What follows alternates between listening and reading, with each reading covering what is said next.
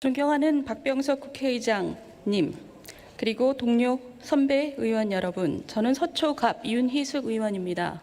저는 이 자리에 오늘 표결된 주택임대차법에 대해서 말씀을 드리려고 나왔습니다. 저는 임차인입니다.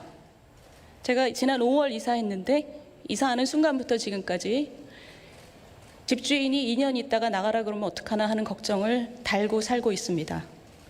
그런데 오늘 표결된 법안을 보면서 제가 기분이 좋았느냐?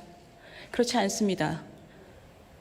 저에게 든 생각은 4년 있다가 꼼짝없이 월세로 들어가게 되는구나 하는 생각이었습니다. 이제 더 이상 전세는 없겠구나. 그게 제 고민입니다. 제 개인의 고민입니다. 임대 시장은 매우 복잡해서 임대인과 임차인이 서로 상생하면서 유지될 수밖에 없습니다. 임차인을 편들려고 임대인을 불리하게 하면 임대인으로서는 가격을 올리거나 시장을 나가거나입니다. 그러면 제가 임차인을 보호하는 것을 반대하느냐? 절대 찬성합니다. 그러면 어떻게 해야 되느냐? 정부가 부담을 해야 됩니다. 임대인에게 집을 세놓는 것을 두려워하게 만드는 순간 이 시장은 붕괴하게 돼 있습니다. 우리나라의 전세 제도는 여러분들이 모두 다 아시겠지만 전 세계에 없는 특이한 제도입니다. 고성장 시대에 그 금리를 이용해서 임대인은 목돈 활용과 이자를 활용했고, 그리고 임차인은 저축과 내 집 마련으로 활용했습니다. 그 균형이 지금까지 오고 있지만 저금리 시대가 된 이상 이 전세 제도는 소멸의 길로 이미 들어섰습니다. 그런데도 많은 사람들은 전세를 선호합니다. 그런데 이 법 때문에 너무나 빠르게 소멸되는 길로 들어설 수밖에 없게 된 것입니다.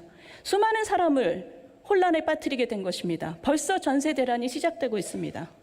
제가 오늘 여기서 말씀드리려고 하는 것은 이 문제가 나타났을 때 정말 불가항력이었다고 말씀하실 수 있습니까? 예측하지 못했다 이렇게 말씀하실 수 있습니까? 30년 전에 임대계약을 1년에서 2년으로 몰렸을 때, 2년으로 늘렸을 때 단 1년 늘렸는데 그 전해부터 89년 말부터 임대료가 오르기 시작해서 전년 대비 30% 올랐습니다. 1990년은 전년 대비 25% 올랐습니다. 이렇게 혼란이 있었습니다. 그런데 이번에는 5%로 묶어놨으니 괜찮을 것이다? 지금 이자율이 2%도 안 됩니다. 제가 임대인이라도 세놓지 않고 아들, 딸한테 들어와서 살라고 할 것입니다. 조카한테 들어와서 살라고, 관리비만 내고 살라고 할 것입니다. 불가항력이고 전혀 예측하지 못했다. 100번 양보해서 그렇다 칩시다. 그렇다면 이렇게 우리나라 1000만 인구의 삶을 좌지우지하는 법을 만들 때는 최소한, 최대한 우리가 생각하지 못한 문제가 무엇인지 점검해야 합니다. 그러라고 상임위원회에 축소심의 과정이 있는 겁니다. 이 축소심의 과정이 있었다면 우리는 무엇을 점검했을까요? 들으세요!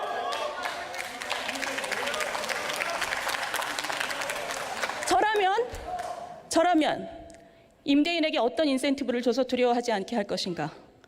임대 소득만으로 살아가는 고령 임대인에게는 어떻게 배려할 것인가? 그리고 수십억짜리 전세 사는 부자 임차인도 이렇게 같은 방식으로 보호할 것인가? 이런 점들을 점검했을 것입니다. 도대체 무슨 배짱과 오만으로 이런 것을 점검하지 않고 이걸 법으로 달랑 만듭니까? 이 법을 만드신 분들, 그리고 민주당, 이 축조심의 없이 이 프로세스를 가져간 민주당은 오래도록 기억될 것입니다. 우리나라의 전세 역사와 부동산 정책의 역사와 민생 역사에 오래도록 기억될 것입니다. 경청해 주셔서 감사합니다.